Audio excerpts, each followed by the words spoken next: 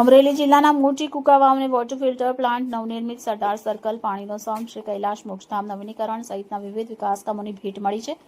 રાજ્યમંત્રી કૌશિકભાઈ વિકરિયાના હસ્તે વિવિધ વિકાસ કામોનું લોકાર્પણ કરવામાં આવ્યું. મોટી કુકાવાવ ખાતે પીવાના શુદ્ધ પાણીની સુવિધા સહિતના વિવિધ વિકાસ પ્રકલ્પ માટે દાતાશ્રીનો સહયોગ મળતા વોટર ફિલ્ટર પ્લાન્ટ બનાવવામાં આવ્યો છે. ઉપરાંત સરદાર સર્કલનું નિર્માણ પણ કરવામાં આવ્યું.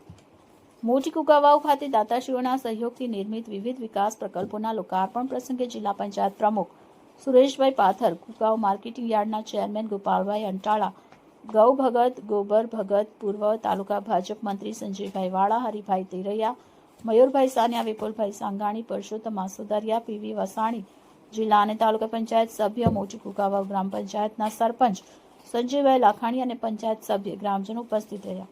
સમસ્ત કુકાવાવના ગ્રામજનો તેમજ મહેમાનો કાર્યક્રમમાં હાજર રહેતા મોટી કુકાવાવના સરપંચ સંજયભાઈ લાખાણીનો આભાર માન્યો હતો. રિપોર્ટર પ્રકાશ વઘાસિયા, ગુજરાત દર્શન સમાચાર, અમરેલી. આજ રોજ કુકાવાવ મોટી ખાતે વિવિધ વિકાસના કાર્યોના લોકાર્પણ કરવામાં આવ્યું. ખાસ કરીને ગામના સરપંચ ભાઈ શ્રી સંજયભાઈ અને સમગ્ર ટીમને અમારી હૃદયપૂર્વકની શુભકામના પાઠવું છું. જે રીતે વિકાસની હરણફાળ કુકાવાવની અંદર જે રીતે આગળ ચાલી રહી છે, આગામી દિવસોની અંદર સરકાર દ્વારા પણ ખૂબ વિકાસના કાર્યો આ ગામની અંદર મંજૂર કરવામાં આવ્યું છે. આવી જ રીતે અવિરત પ્રમાણે વિકાસના કાર્યો થતા રહી એવી હૃદયપૂર્વકની શુભકામના પાઠવું.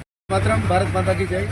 આજરોજ મોટી કુકાવાવ ગામ ખાતે વિવિધ વિકાસના કાર્યો જેમ કે વોટર ફિલ્ટર પ્લાન્ટ, જ્યાં મોટી કુકાવાવ ગામના તમામ લોકોને 1 રૂપિયામાં 20 લીટર ફિલ્ટર પ્લાન્ટનું પાણી મળશે, તેમજ સ્મશાનનું જે રિનોવેશન કરી અને ભવ્ય લોકાર્પણ કરવામાં આવ્યું, તેમજ મોટી કુકાવાવ ગામે સરદાર સર્કલ, જે વર્ષોથી પ્રતીક્ષા હતી કે મોટી કુકાવાવ ગામ આવડું મોટું હોવા છતાં એક સરદાર સાહેબનું સ્ટેચ્યુ અનાવરણ કરી અને લોકોના દિલ જીતવામાં આવે છે. ત્યાર બદલ ગુજરાત સરકારના મંત્રી શ્રી કૌશિકભાઈ વિકરિયા દ્વારા અને ગૌભક્ત શ્રી ગોબર ભગત દ્વારા આ તમામ કામોના લોકાર્પણ કરી અને ગામને નવી શુભેચ્છા ભેટ આપવામાં આવી છે. તે બદલ કૌશિકભાઈ વિકરિયાનો ખૂબ ખૂબ સરપંચ તરીકે આભાર વ્યક્ત કરું છું. જય હિન્દ, જય ભારત.